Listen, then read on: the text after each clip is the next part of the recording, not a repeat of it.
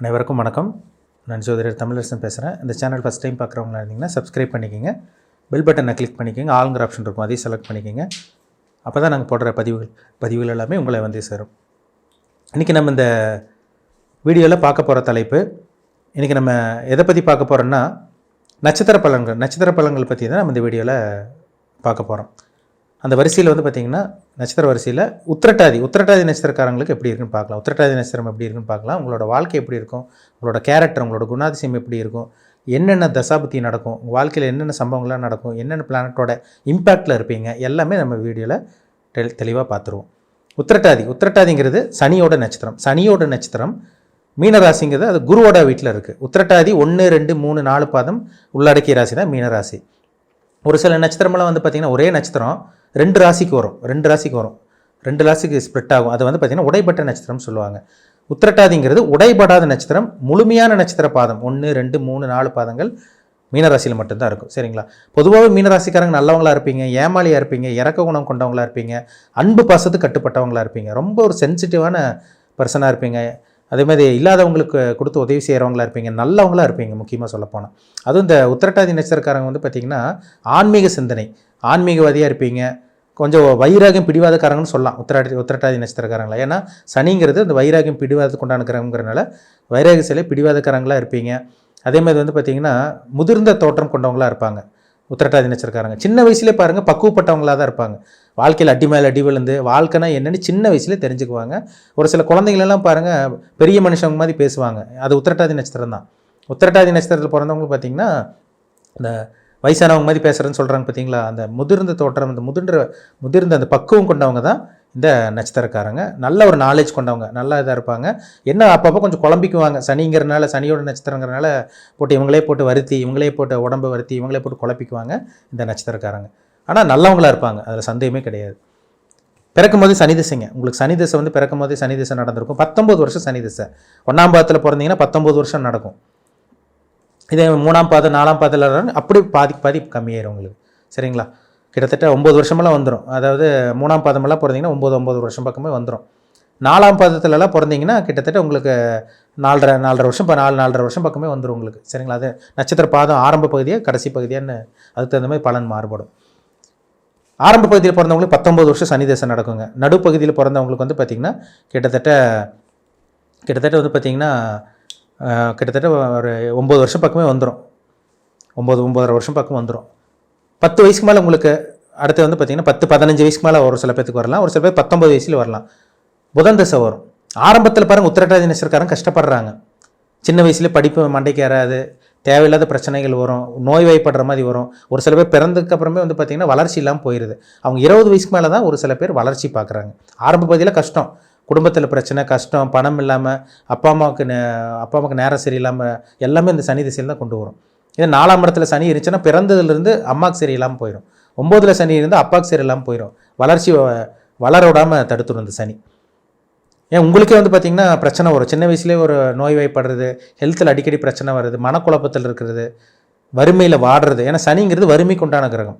இதே சனி சுபரோட சேர்ந்து நல்ல கிரகத்தோடு சேர்ந்தால் எல்லா விஷயங்களும் நல்ல விஷயம் சின்ன வயசுலேருந்தே கிடைக்கும். ஆனால் மேக்ஸிமம் வந்து பார்த்திங்கன்னா உத்திரட்டாதி நட்சத்திரக்காரங்க சின்னதுலேருந்து கஷ்டப்பட்டு கொஞ்சம் கொஞ்சமாக தாங்க டெவலப் ஆகிறாங்க. ஏன்னா சனி வந்து ஒரு சில பேர் யோகத்தை செய்கிறதில்ல. இப்போ ராகுவோட சனி சேர்ந்தால் நல்லது பண்ணாது, செவ்வாயோட சனி சேர்ந்தால் பிரச்சனை தான். அது 8ஆம் இடத்து 12ஆம் இடத்துலலாம் இருக்கவே கூடாது. கேதுவோட சனி சேர்ந்தால் கூட பரவாயில்லன்னு சொல்லலாம். சூரியனோட சனி சேரவே கூடாது, பெரிய பஞ்சாயத்து ஆயிரும். இப்போ சூரியனோட சனி சேர்ந்தவங்களுக்கு தான் சின்ன வயசுலேயே அப்பாவோட ஆதரவு கிடைக்காம போகுது, அப்பாவோட பாசம் கிடைக்காம போயிடுது. அப்போ சனி இருக்கிற இடத்த பொறுத்து பலன் மாறுபடும். 4ஆம் இடத்துலலாம் சனி இருந்தால் படிப்புக்கு எடுத்து விட்டுருவார். 2ஆம் இடத்துல சனி இருந்தால் படிப்பே வந்து பார்த்திங்கன்னா படிப்பு மண்டைக்கு ஏறாமல் போயிடும், சுபகிரக தொடர்பு இல்லாமல் இருந்தால். அப்போ என்ன அமைப்பில் இருக்கார் சனி பார்த்துக்குங்க, ரொம்ப முக்கியம். 15 வயசுக்கு மேலே வரக்கூடிய புதன் தசை உங்களுக்கு கிட்டத்தட்ட வந்து பார்த்திங்கன்னா 30-35 வயசு வரைக்கும் புதன் தசை நடக்கும். அந்த புதன் தசை தான் உங்களுக்கு வாழ்க்கையை மாற்றி அமைக்கும். ஒரு சில பேத்துக்கெல்லாம் பாருங்கள் வாழ்க்கையில் புதன் தசையில் தான் செட்டில் ஆகிறாங்க. புதன் தசையில் தான் நல்ல ஒரு திருமணம் நடந்து, ஒரு சில பேர் காதல் திருமணம் நடக்கிறதெல்லாம் புதன் தசை தான். புதன் தான் லவ் மேரேஜ் கொடுக்கும். 30-35 வயசுக்குள்ளலாம் ஒரு சில பேர் 25 வயசுக்கு அப்புறம் கல்யாணம் பண்ணுறாங்க பாருங்கள், அந்த புதன் தசையில் தான். உத்திரட்டாதி நட்சத்திரக்காரங்களுக்கு புதன் தசை தான் அவங்களுக்கு நடந்துகிட்ருக்கும். சின்ன வயசில் கல்யாணம் நடக்கும், லவ் மேரேஜ் நடக்கும். புதன் கெட்டு போச்சுன்னா லவ் ஃபெயிலியர் அந்த மாதிரி நடந்துடும், பிரச்சனை கொடுத்துரும். 30-35 வயசு வரக்கூடிய புதன் தசை தான் ஒரு யோகமான தசையாக உங்களுக்கு இருக்கும். அது நல்ல லக்னத்தில் இருந்தீங்கன்னா கண்டிப்பாக புதன் யோகத்தை செய்வார். மேஷ லக்னக்காரங்களுக்கும் விருச்சக லக்னக்காரங்களுக்கும் புதன் நல்லது பண்ணாது. ஏன்னா லக்னத்துக்கு 6ஆம் அதிபதி 8ஆம் அதிபதியாக வந்துடுவார். மேஷ லக்னத்துக்கு 6ஆம் அதிபதி, விருச்சக லக்னத்துக்கு 8ஆம் அதிபதி. இதே ரிஷப லக்னம், நீங்கள் மிதுன லக்னம், சிம்ம லக்னத்துக்கு கூட புதன் நல்லது பண்ணும். கன்னி லக்னம், துலாம் லக்னம், மகர கும்ப லக்னத்துக்கு பரிபூர்ண ராஜயோகாதிபதியை வரனால கண்டிப்பாக இந்த 6 லக்னக்காரங்களுக்கு ரிஷபம், மிதுனம், கன்னி, துலாம், மகரம், கும்பம் இந்த லக்னக்காரங்களுக்கு புதன் நல்லது பண்ணுவார். கண்டிப்பாக அவர் எந்த இடத்துல மறைஞ்சாலும் சரி, சுபகிரகத்தோடு சம்மந்தப்பட்ட கண்டிப்பாக புதன் தசை யோகம் தான், அதில் சந்தேகமே கிடையாது. பாவகிரகத்தோடு சம்மந்தப்படக்கூடாது. அப்படியே அந்த யோகத்தை கம்மி பண்ணிடுவார். 1000 ரூபாய்க்கு சம்பாதிக்கிறீங்கன்னா கையில் 200 300 தான் கிடைக்கும். அந்த அளவுக்கு யோகத்தை கம்மி பண்ணிடும் அந்த புதன். கெட்டுப்போன புதன். சரிங்களா? புதன் எப்படி இருக்காருன்னு பாருங்கள். 3ஆவது வரக்கூடிய கேது திசைங்க 35லேருந்து கிட்டத்தட்ட 40 ஒரு வயசு, ஒரு சில 40 வயசில் கேது திசை முடிஞ்சிடும். 40-42 வயசு வரைக்குமே வரலாம். கேது திசை வந்து பார்த்திங்கன்னா ஞானத்தை கொடுக்கும், அறிவு கொடுக்கும். உலகத்தில் அத்தனை விஷயங்களும் தெரிஞ்சுக்குவீங்க. அந்த 40 வயசுக்குள்ளே தான் அனுபவமே கிடைக்கும். அடிப்பட்டு கிடச்சிரும் உங்களுக்கு அனுபவம். 40 வயசுக்கு மேலே வரக்கூடிய 40லேருந்து 60 வயசு வரை வரக்கூடிய சுக்கிர திசை தாங்க உங்களுக்கு வாழ்க்கையை மாற்றி அமைக்கும். ஒரு சில பேருக்கு 35க்கு அப்புறமே சுக்கிர திசை நடக்கலாம், சொல்ல முடியாது. அது நட்சத்திர பாதத்தை பொறுத்து. 40லேருந்து 60 வயசு வரைக்கும் வரக்கூடிய சுக்கிர திசை யோகமான திசையாக இருக்கணும்னா நீங்கள் மீன லக்னத்தில் பிறந்திருக்கக்கூடாது, தனுசு லக்னத்தில் பிறந்திருக்கக்கூடாது. அந்த லக்னத்தில் பிறந்தீங்கன்னா சுக்கிரன் வேலை செய்யாது, அவ்வளோதான். இது மற்ற லக்னங்கள்லாம் சுக்கிரன் வேலை செய்யும். மேஷ லக்னத்துக்கு கூட சுக்கிரன் நல்லது பண்ணுது, ரிஷப லக்னத்துக்கு சுக்கிரன் நல்லது பண்ணும், மிதுன லக்னக்காரங்களுக்கு சுக்கிரன் நல்லது பண்ணும், பக்காவாக வேலை செய்யும். கன்னி லக்னத்துக்கு சுக்கிரன் வந்து தனத்தை கொடுக்கும், பணத்தை கொட்டி கொடுக்கும். துலாம் லக்னத்துக்கு சுக்கிர திசையோ பரிபூர்ண யோகாதிபதி நிறைய நல்ல விஷயங்கள் பண்ணும். சில அசிங்கமான கொடுத்தா கூட சுக்கிரன் வந்து யோகத்தை தான் செய்யும். ஆனால் சுக்கிரன் 8ஆம் இடத்தோடு இருக்கக்கூடாது, லக்ன சம்மந்தம் பண்ணணும், இல்லை நல்ல ஒரு இடத்துல இருக்கணும். தனுசு லக்னத்துக்கும் மீன லக்னத்துக்கும் சுக்கிரன் வேலை செய்யாதுங்க, பெரிய அளவுக்கு வேலை செய்யாது. அந்த 60 வயசு வரைக்கும் கஷ்டப்படுறவங்களாம் பாருங்கள் தனுசு மீன லக்னக்காரங்களாக தான் இருப்பாங்க. சுக்கிரன் நல்லது பண்ணாது. 8ஆம் அதிபதியாக வரும், இங்கே தனுசுக்கு வந்து 6ஆம் அதிபதியாக வந்துடுவார்.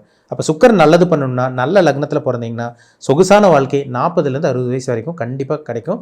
அதில் டவுட்டே கிடையாது. சுக்கிரன் என்ன அமைப்பில் இருக்காங்க, ராகுவோட சேராமல் இருக்காரா, சனியோட சேராமல் இருக்காரா, எந்த அமைப்பில் இருக்காருன்னு பாருங்கள். சுக்கிரன் வந்து குரு பார்வையில் இருந்தால் கூட தப்பு கிடையாது.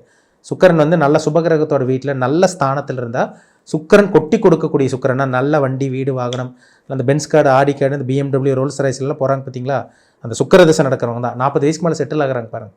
சுக்கிர திசை நடக்கிறவங்களுக்கு தான் அந்த யோகத்தை கொடுக்கும். காரு பங்களான்னு சொகுசான வாழ்க்கையை கொடுக்கும். 60 வயசுக்கு மேலே வரக்கூடிய சூரிய திசை 6 வருஷம், அப்புறம் சந்திரன் ஒரு 10 வருஷம், அப்படியே உங்கள் வாழ்க்கை போகும். ஆனால் உங்கள் வாழ்க்கையில் மறக்க முடியாத திசை என்ன திசைன்னா 2வது வரக்கூடிய 15-19 வயசுக்கு மேலே வரக்கூடிய உங்களுக்கு புதன் திசை தாங்க. புதன் திசையும் சுக்கிர திசை தான் உங்களுக்கு யோகத்தை செய்யும்.